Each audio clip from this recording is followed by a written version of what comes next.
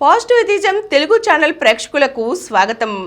మనం ప్రముఖ నాస్తికోద్యమ నాయకురాలు, సంఘ సంస్కర్త, స్వాతంత్ర సమరయోధురాలు అనేటువంటి శ్రీమతి సరస్వతి గోరా గారు రచించిన గోరాతో నా జీవితం అనే ఆమె ఆత్మకథ నుంచి అనేక అంశాలు తెలుసుకుంటున్నాం కదండి.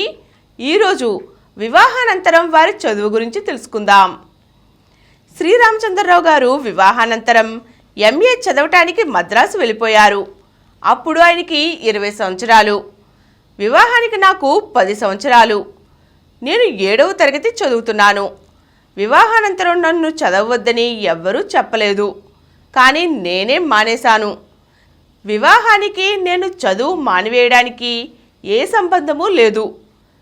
దాని కథ వేరే ఉంది. అది మాట పట్టింపుకు సంబంధించినది. నేను చదువు మొదలుపెట్టినప్పటి నుండి మా స్కూల్లోని ఉపాధ్యాయులు ఎవరూ ఎక్కడికి బదిలీ కాలేదు. నాకు అక్షరాభ్యాసం చేసిన ఉపాధ్యాయునులే చివరికంటా ఉన్నారు. వివాహానంతరం నేను స్కూల్కు వెళుతున్నాను, కానీ అకస్మాత్తుగా మా ఉపాధ్యాయులందరికీ ఒకేసారి బదిలీ ఉత్తర్వులు వచ్చాయి. ఉపాధ్యాయులకే కాక మా పిల్లలందరికీ చాలా దిగులు పట్టుకుంది. నిజానికి మేము ఏం చేయగలం? బదిలీ ఉత్తర్వులు మార్పించడం మా వల్ల అయ్యే పని కాదు కదా. ఈ ఆలోచనతో 5 స్నేహితురాళ్ళు దిగులుగా ఒక చోట చేరాం. మాకేమీ పాలుపోలేదు. చివరికి ఒక నిర్ణయానికి వచ్చాం, స్కూలు మానేయాలని. నిజానికి మేమందరం చిన్నపిల్లలం. ఇంట్లో పెద్దవాళ్ళకి తెలిస్తే ఏమంటారో అనే ఆలోచన కూడా మాకు రాలేదు. మా మనసుల్లో మా క్లాసు ఉపాధ్యాయుల ఎడలగల ప్రేమ, గౌరవాలకు నిదర్శనం మాత్రమే మా మొండిపట్టు. మా మొండిపట్టు వల్ల వాళ్ళ బదిలీలేమీ ఆగలేదు. వారి దారిన వారు వెళ్ళిపోవలసి వచ్చింది. ఇక మేం మిగిలాం. మాలో 3 మాట మీద నిలబడి స్కూల్ మానేశాం. 2 మాత్రం స్కూల్కి వెళ్ళారు.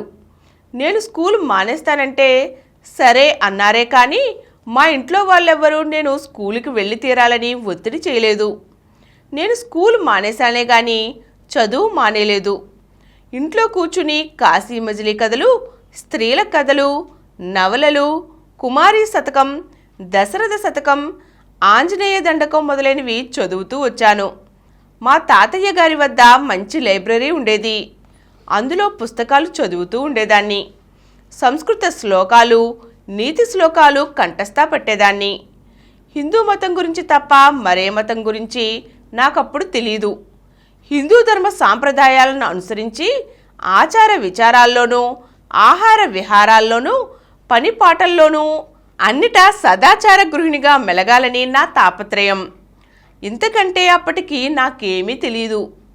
చిన్నప్పుడు నేను చాలా అమాయకంగా ఉండేదాన్ని. నా వివాహానంతరం మా నాన్నగారు, మామగారు కుశల సమాచారాలు, లేఖలు వ్రాసుకునేవారు. అంతకంటే నాకేమీ విషయాలు తెలియవు.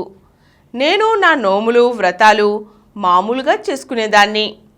పెళ్ళైన మొదటి సంవత్సరం శ్రావణ శుక్రవారాలు వరలక్ష్మీ వ్రతం అత్తవారింటికి వెళ్ళి చేసుకోవాలి.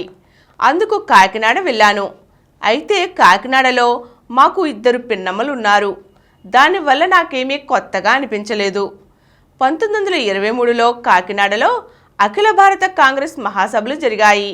ఆ సభలకు మా నాన్నగారు వెళుతూ నన్ను కూడా తీసుకువెళ్లారు. మేము మా పిన్ని ఇంట్లోనే దిగాము.